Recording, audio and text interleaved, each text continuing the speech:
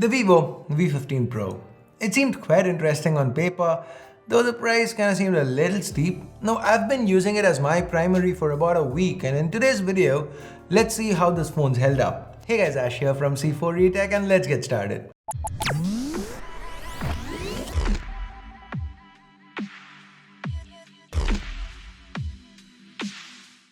If you do end up liking this video, please don't forget to turn on notifications by hitting that bell icon. Now let's kick things off with a list of things that I liked. So first, that gradient back. Now this is plastic, yes, but one of the best plastic finishes that I've seen.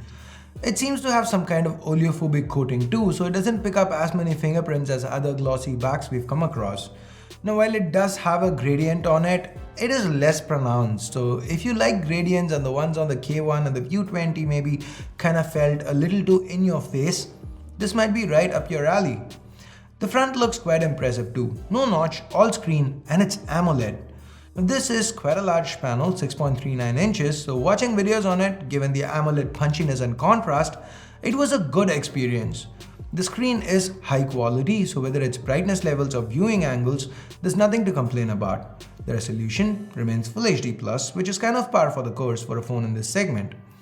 The audio via the single speaker though, that was unimpressive. The output levels felt about 10 to 20% lower than what I felt they should have been. Now that said, audio via the headphone jack was good, and overall, I'd say the media viewing experience was mostly positive. Okay, build, design, we've done that, but I know you're here for the cameras, so let's get to it next. First, the triple camera setup to the back. The primary is a 48 megapixel sensor. Now this is the Samsung ISOCELL GM1, the same sensor from the Redmi Note 7 that we've seen so much about. So basically it shoots 12 megapixel shots with a super high pixel size or interpolated 48 megapixel shots with a lower pixel size. Images shot, as you can see, have an above average level of detail. The dynamic range is quite good, and overall I find the results very pleasing to the eye. While the 8 megapixel wide-angle camera doesn't capture quite the same amount of detail, it does hold its own and manages to fit a lot more into the image. It's kind of a fresh and different perspective that looks really good. Under low light, the performance is what I would call adequate.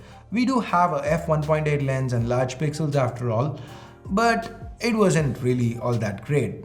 That is till you turn on the night mode. Multi-frame processing makes the images look so much better. There's very little noise, there's a lot of detail, as you can see here with the side-by-sides.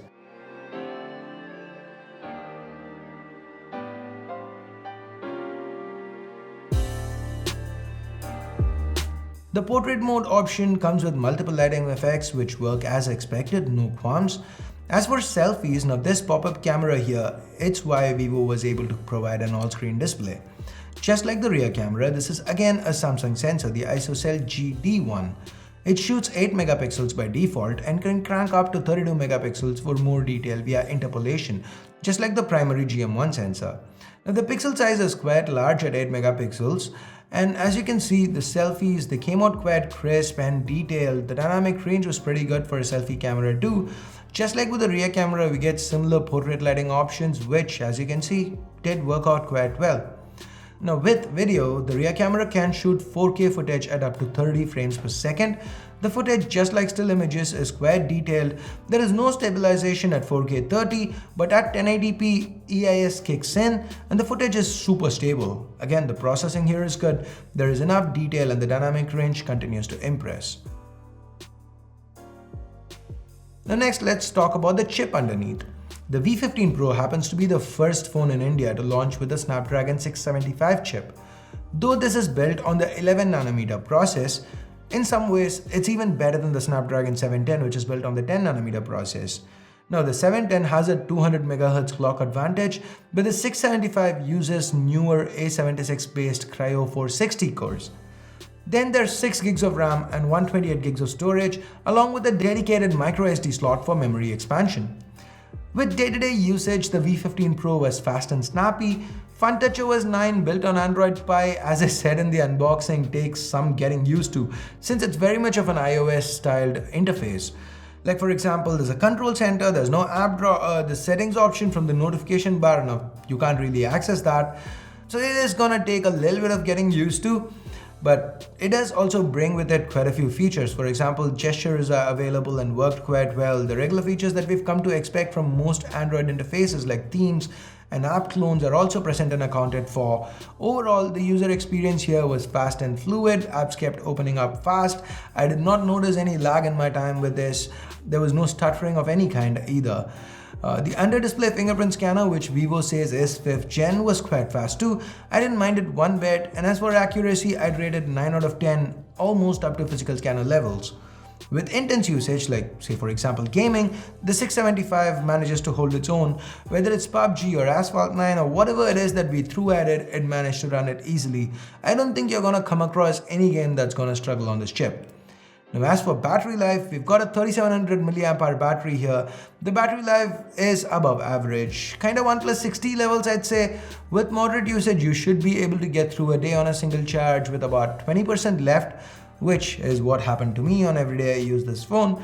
Now if you want to top it back up, there's a 18-watt dual engine fast charger included in the box.